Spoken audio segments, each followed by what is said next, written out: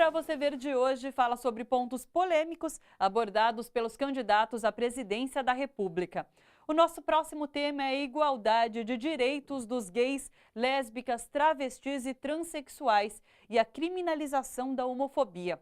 A repórter Michele Gomes conversou com representantes da comunidade LGBT para saber quais são suas principais bandeiras e como eles têm percebido essa eleição. Aos 16 anos, Janaína Lima se assumiu como travesti e, desde então, luta por igualdade de direitos da comunidade LGBT.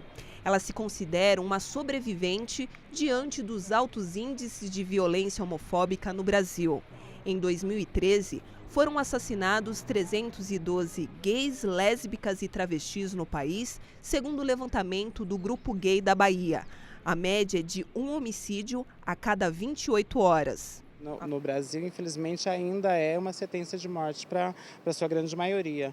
Eu estou com 38 anos e costumo dizer que eu estou com 8 no lucro, porque se você acompanha a maioria dos crimes, a maioria das travestis elas morreram próximo aos 30 anos ou antes dos 30 anos, né? Então, qualquer uma travesti acima dos 30 anos, ela já está aí comemorando a mais uma vitória que está continuando viva. A criminalização da homofobia e a igualdade de direitos dos homossexuais tem sido alvo de críticas no cenário eleitoral. Para o coordenador do coletivo LGBT da CUT São Paulo, isso se deve aos setores conservadores da sociedade brasileira que não respeitam o país como um Estado laico. É um entrave, na verdade, um entrave eleitoral que está acontecendo assim, em todos os partidos, né? O desafio de você discutir essa questão, porque muitos acham que perde voto. Nós temos um país extremamente religioso e a religião ainda tem uma influência muito grande sobre a questão política, que, ao meu ver, não deveria existir, já que nós temos um país com Estado laico, mas ainda influencia bastante. A comunidade LGBT alcançou conquistas importantes na luta por igualdade de direitos nos últimos 10 anos. Nós temos vários sindicatos que reconhecem já a união homoafetiva, como o meu sindicato, que é a POSP, reconhece, já temos casos de companheiros que recebem hoje pensão do Estado porque foi reconhecida a união homoafetiva. Então, avanços nós tivemos, é pouco, mas nós tivemos avanços.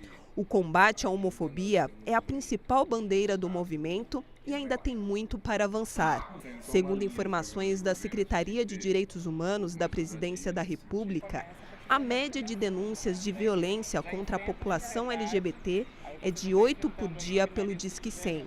Além disso, o Brasil ainda é considerado o campeão mundial de crimes homofóbicos. As pessoas ainda estão matando as pessoas, estão assassinando as pessoas simplesmente pela orientação sexual delas. Então é importante a gente ter uma criminalização, ter uma legislação específica para isso, para que isso não aconteça mais no país. O que a gente tem tentado buscar com essa questão de lei específica é uma equiparação ao crime de racismo, né?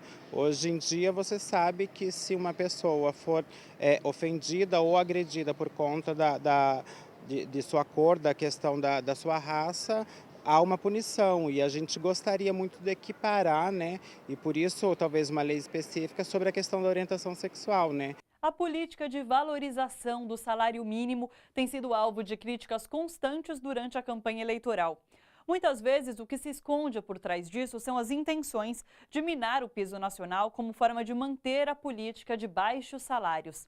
Segundo pesquisa do DIEESE, nos últimos 12 anos, o salário mínimo aumentou 262%.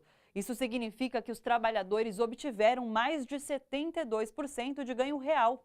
Além de garantir o aumento do poder de compra do trabalhador, a política ajuda a movimentar a economia do país. A auxiliar de serviços gerais, Maria Dioneia, mostra com orgulho o investimento de 15 anos na construção da casa própria.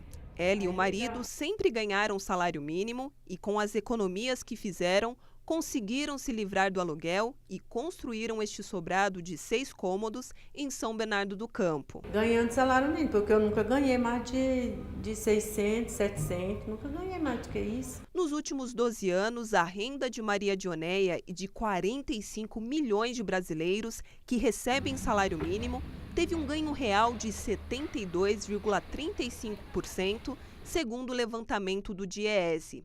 Esse aumento é resultado da política de valorização do salário mínimo, iniciada em 2002 e que ganhou força após as grandes marchas realizadas pelas centrais sindicais em Brasília a partir de 2004. A Central Única dos Trabalhadores teve uma participação importante na construção da política. A gente foi convencendo o Marinho na presidência, eu estava na direção da CUT nessa época, e dizíamos que era preciso mostrar que o aumento do salário mínimo aumentaria a renda, aumentando a renda dos trabalhadores, aumentaria o consumo, aumentando o consumo, o comércio vende mais, e o comércio vendendo mais, a indústria vai produzir mais para vender para o comércio. Ou seja, era um ciclo positivo que poderia, junto com os outros programas sociais, se transformar num poderoso instrumento de distribuição de renda. Em 2011, a política de valorização do salário mínimo foi transformada em lei e sancionada pela presidenta Dilma Rousseff. De acordo com a lei, que tem validade até 2015 e pode ser renovada até 2023, o reajuste do salário mínimo deve ser composto pela inflação do ano anterior, mais a variação do Produto Interno Bruto, de 2 anos antes. Mas essa política está sendo ameaçada pela oposição. Mas eles dizem que para controlar a inflação é preciso reduzir salário e aumentar desemprego, porque isso força você a ter menos consumo. Quando tem menos consumo, você pressiona menos a inflação. Eles não dizem isso da forma como eu estou dizendo claramente, porque é evidente, ninguém vai chegar na campanha na televisão e dizer isso claramente, mas é só ler as propostas e as entrevistas dos economistas dos partidos de oposição para mostrar que essa política está em risco nessa eleição com a vitória da oposição. Na casa de Maria Dioneia, a situação melhorou. Hoje ela não passa necessidade, nem tem contas atrasadas, mas espera que a política continue aumentando o valor do salário para que ela alcance uma condição de vida digna. É muito complicado, né? A gente está devendo, conta atrasada. Aí... É o período que passou. Esse período aí, graças a Deus, passou. Espero em Deus que daqui para frente as coisas de melhorar mais, né? O salário vai aumentar e a gente vai conseguir coisas melhores, não é verdade? Ainda não é o ideal, nós ainda temos um salário comparável com outros países muito baixo, é preciso ampliar a renda dos trabalhadores, mas sem dúvida alguma o que aconteceu nesses últimos 12 anos foi uma verdadeira revolução com a inclusão de mais de 40 milhões de pessoas que saíram da miséria, saíram da pobreza e mais de 20 milhões de trabalhadores novos com carteira assinada, o que sem dúvida alguma ajudou muito o Brasil a enfrentar a crise e continua ajudando. É possível governar sem o apoio de outros partidos? Isso seria democrático? No próximo bloco, a gente vai falar de um assunto que mexe com os eleitores, as alianças políticas. Até já!